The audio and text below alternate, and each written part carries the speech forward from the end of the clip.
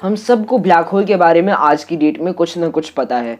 Even NASA ने अभी तक 2 ब्लैक होल्स के पिक्चर भी ले लिए हैं। एंड अगर आपने मेरी ब्लैक होल वाली वीडियो नहीं देखी है तो फिर जल्दी से जाके उस वीडियो को देख लो, क्योंकि उस वीडियो में मैंने ब्लैक होल्स के बारे में लिटरली बहुत कुछ बताया हुआ है। फ्रॉम द बिगिनिंग हमें ब्लैक होल के बारे में बहुत कुछ पता है, because we are sure that they exist for real. लेकिन आज हम एक ऐसी सेलेस्टियल बॉडी के बारे में बात करने वाले हैं जिसकी एग्जिस्टेंस को हाइपोथेटिकल माना जाता है, because it disobeys the laws of thermodynamics and it is believed कि अगर कोई चीज़ the laws of thermodynamics को disobey करती है तो फिर उसकी existence completely hypothetical होगी।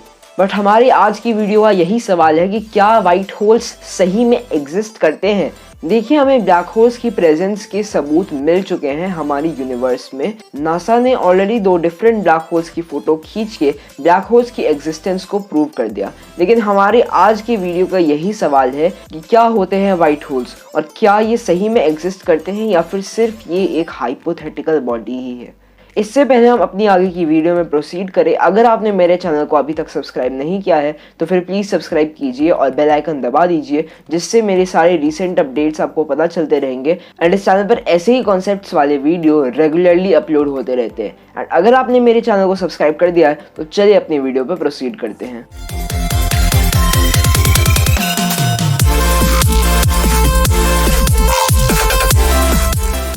हम सब ये जानते हैं कि 1915 में जब आइंस्टीन ने अपनी जनरल थ्योरी ऑफ रिलेटिविटी की बुक दी तो फिर ब्लैक होल्स के बारे में लोग सर्टेन एजम्पशंस बनाने लगे। एंड 1960s आते आते बहुत लोग ये फाइनलाइज करने लगे, सोचने लगे कि हाँ, हो सकता है कि ब्लैक होल्स एग्जिस्ट करते हो। ऑल्दो हमारे पास उस टाइम इतनी अच्छी टेक्नोलॉजी नहीं थी जिससे हम इसे साइंटिफिकली वेरीफाई कर सके, इसकी फ़ोटोज़ खींचकर, इसको आउटर स्पेस में देखकर। बट बहुत लोग बिलीव करने लगे थे कि ब्लैक होल्स असली में एग्जिस्ट करते हैं। स्टीफन हॉकिंस ने अपनी एक बुक निकाली थी। इस बुक के बारे में मैंने आपको अपनी लास्ट वीडियो में भी बताया था। इसका नाम था द थ्योरी ऑफ एवरीथिंग। इस बुक में स्टीफन हॉकिंस ने बताया था कि everything in this universe exist with its equal and opposite. मैं एक बार इसको दोबारा से दोहराता हूँ कि everything in this universe exist with its equal and opposite, यानी कि कोई भी चीज़ अगर इस यूनिवर्स में एग्जिस्ट कर रही है तो उसका इक्वल होगा और ऑपोजिट होगा। इसको हम कई और जगह देख सकते हैं, जैसे कि Newton's third law of motion, जिसमें न्यूटन ने ये स्टेट किया है कि every action has its equal and opposite reaction. Hot का ऑपोजिट कोल्ड है, मेल का ऑपोजिट फीमेल है, और स्पिरिचुअलिटी में यिंग का ऑपोजिट यांग है। ऐसे ही कई सारे एग्जाम्पल्स हम अपने आसपास में देख सकते हैं।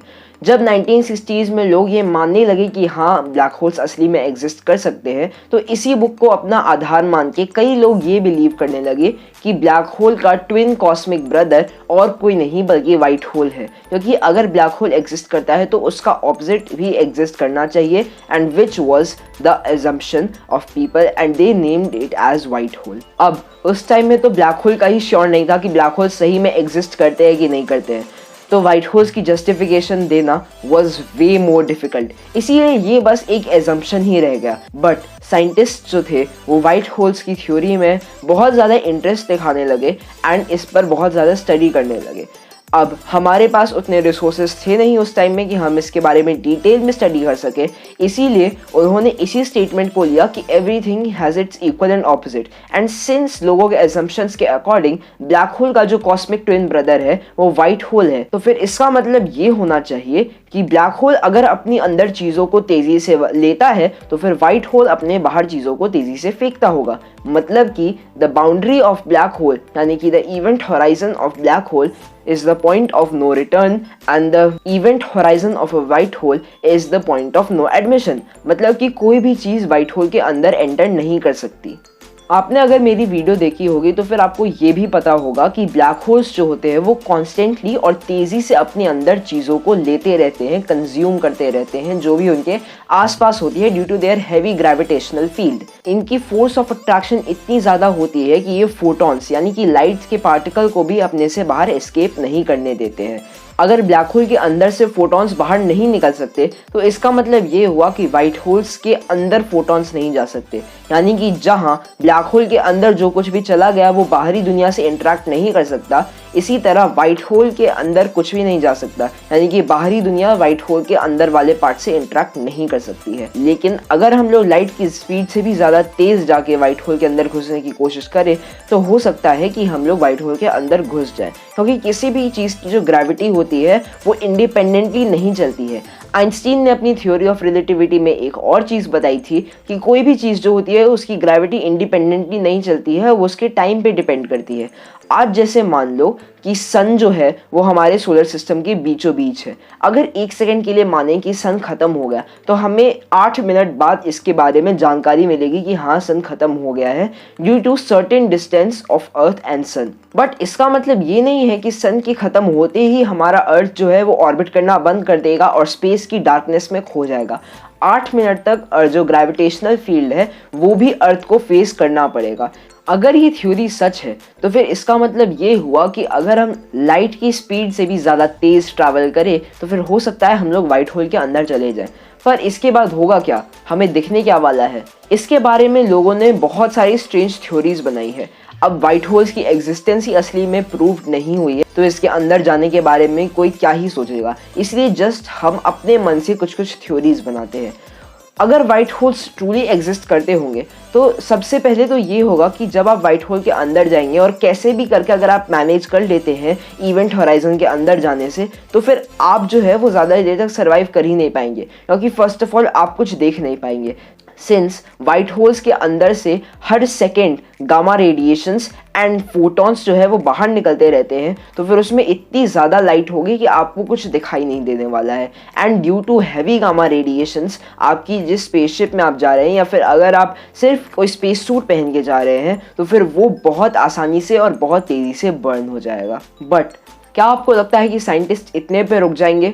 साइंटिस्ट व्हाइट होल्स को स्टडी करने के लिए अभ्यास करते रहे एंड उन्होंने और कई सारी चीज़ें अपने मन से एज्यूम करना स्टार्ट कर दी, जैसे कि black hole is the darkest body of the universe so white hole must be the brightest body of our universe. लेकिन अगर ये ब्राइटेस्ट बॉडी है तो फिर हमें दिखता क्यों नहीं है? हो सकता है कि हमसे ये बहुत ज़्यादा दूर हो। एंड अगर हम थ्योरीज बनाने पे ही निकल जाए, जैसे कि 1964 से कई सालों तक लोग सब सिर्फ व्हाइट होल के बारे में थ्योरीज ही बनाते रहे, अगर हम थ्योरी बनाने पे निकल जाए तब तो मैं भी बोल दूं कि अर्थ फ्लैट है, लेकिन इसका कोई प्रूफ तो होना चाहिए ना कि अर्थ फ्लैट है या फिर नहीं। माना कि लोग इसे एज्यूम कर सकते हैं बट इसका कोई पर्टिकुलर प्रूफ तो होना चाहिए या फिर कुछ ऐसा हमको दिखना तो चाहिए स्पेस में जिससे हम ये एज्यूम कर सके कि हाँ हो सकता है कि व्हाइट होल्स एग्जिस्ट करते हो। ये टॉपिक व्हाइट होल वाला टॉपिक इतना ज़्यादा पॉपुलराइज नहीं था टिल 2006 जब साइंटिस्ट सही में मानने लगे कि हो सकता है कि व्हाइट होल्स एग्जिस्ट करते हो ना। वो साइंटिस्ट हैं, अगर उन्हें कुछ प्रूफ मिला होगा तभी वो मानेंगे। अब ऐसा नहीं है कि मैं आपको उस प्रूफ के बारे में नहीं बताऊंगा, चलिए मैं आपको उस प्रूफ के बारे में बताता हूँ जो साइंटिस्ट को मिला। हजारों आर्टिफिशियल सैटेलाइट्स अर्थ को रिवॉल्व करते रहते हैं जो कि डिफरेंट कंट्रीज ने बनाए हुए हैं, जैसे कि इंडिया का ही फर्स्ट सैटेलाइट आर्यभट्ट था। वैसे ही अमेरिका का एक सैटेलाइट जब स्पेस में घूम रहा था तो उसे कुछ ऐसा दिखा जिसको कैप्चर करके ये एस्टिमेट किया जाने लगा कि हो सकता है कि ये एक व्हाइट होल ही हो। असल में नासा ने उस सैटेलाइट में गामा रेडिएशंस का बर्स्ट कैप्चर किया। हाँ, गामा रेडिएशंस का बर्स्ट। नाउ ये बर्स्ट स्पेस में बहुत ज़्यादा कॉमन है क्योंकि स्पेस में formation and deformation of stars, planets, ये सब कॉन्टिन्यूसली चलते रहते हैं। ये गामा रेडिएशंस का बर्स्ट साइंटिस्ट ने कैप्चर किया जो कि थोड़ा सा डिफरेंट था सारे नॉर्मल वाले गामा रेडिएशंस के बर्स्ट से। इसमें क्या डिफरेंट था?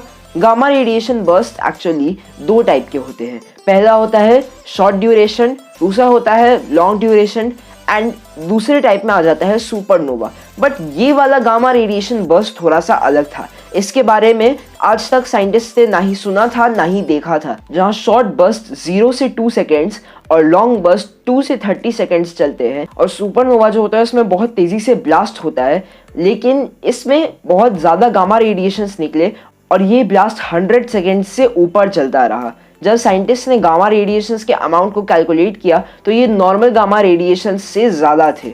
अब हो सकता है कि वहाँ आसपास में कोई स्टार हो जिस वजह से ये फैक्ट न्यूट्रलाइज हो सकता है, लेकिन जब नासा ने स्टडी किया तो फिर उधर आसपास में कोई स्टार भी नहीं था, जिससे हो सकता है कि ये व्हाइट होल्स हो। एंड तब तक कोई ऐसी चीज़ नहीं बनी थी, इसीलिए नासा ने मान लिया कि हाँ ये जो है वो व्हाइट होल ही है। ऑल्दो व्हाइट होल्स की एग्जिस्टेंस अभी तक डाउट में है और हाइपोथेटिकल इसे माना जाता है, इसीलिए हम इसके बारे में उतना नहीं जानते जितना हम ब्लैक होल्स के बारे में जानते हैं। अगर आप लोग को इसके बारे में जानना है तो फिर प्लीज़ मेरे चैनल को सब्सक्राइब कीजिए। एंड अगर आपको आज की वीडियो पसंद आई और अच्छी लगी तो subscribe my channel, like this video, comment down below and आप इसके साथ साथ मेरे फेसबुक पेज, फेसबुक ग्रुप और इंस्टाग्राम अकाउंट को फॉलो कर सकते हैं और डिस्क्रिप्शन जाके पढ़ सकते हैं, उसमें भी मैं बहुत क्वालिटी कंटेंट लिखता हूँ। सो यही थी हमारी आज की वीडियो। Thanks for watching.